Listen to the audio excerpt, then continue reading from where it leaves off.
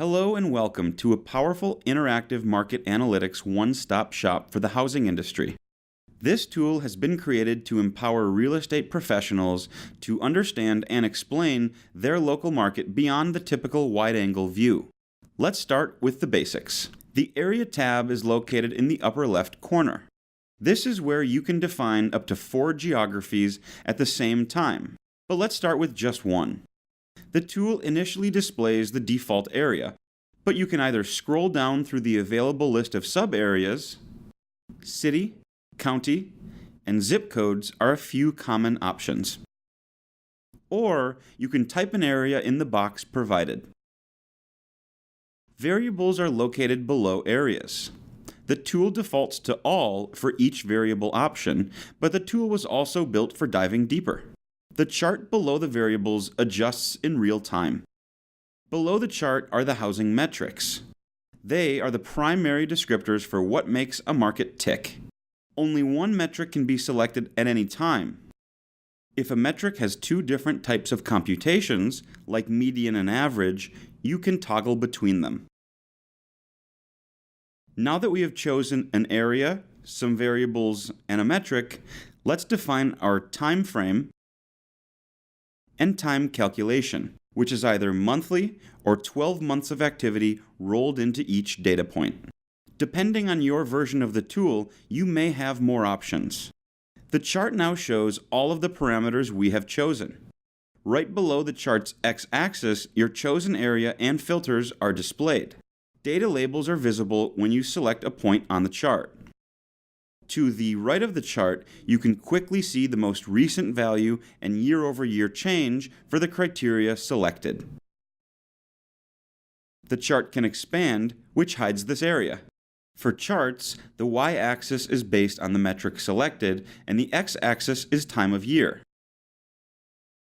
From the graph drop-down next to the timeline drop-down, chart data can be displayed in multiple formats.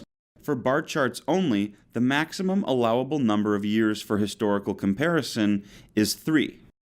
Beyond that, you should use a line chart. To share a chart, select the Share icon. Step 1. Choose either live or static data. Data is refreshed once a day, and a new month's worth of data is released on or near the first of the month, depending on the rules governing your instance of the tool. The tool's user manual provides this information. Live data is updated automatically after each page refresh. Static data remains the same and stays unchanged from the day you export it. Step 2. Choose one of the sharing options. PDF is a printable document. Social media and email provides a URL from which you can email or share through many social media platforms. Embed provides a widget that can be integrated into a blog or a website. CSV provides the chart's raw data in a table. To change share options, simply select the Start Over button after you've chosen Share. This restarts the Share dialog without clearing your data. Let's look at a shared page of live data with social media and email. After you hit Share, a URL is displayed that can be viewed in a new window. Note how data values are displayed on the line chart. Values will change with time because this is live data.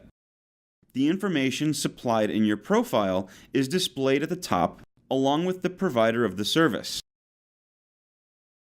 You can share the chart by pasting the URL into an email or social media tool, or you can use the internal share options.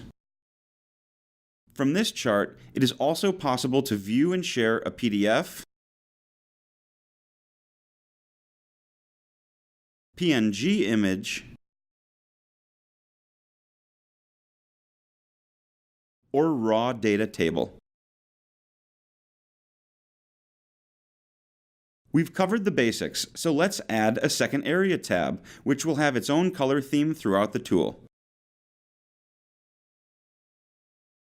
Selecting more areas gets you more options. Let's select a construction type and a property type. Each vertical variable category can be combined or separated by using the split arrow breakout button next to each variable name. If we break these out, the chart will display each variable segment individually, and the quick facts next to the chart will automatically adjust. There are never more than 6 variables on a single chart. Graph lines on the chart can be hidden or displayed by selecting or deselecting items in the chart's legend or in the variable box above. Note how the chart automatically rescales. The tool defaults to the multi-tab filtering option, meaning each tab displays the same metric and variables as the active tab. If you want to analyze each area using different variables, select the filter button in the upper right-hand corner of the tool to turn it off.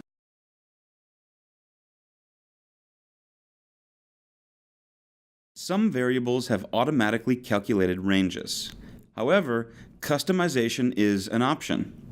Select Custom next to Price Range and fill in the values to create your own custom ranges.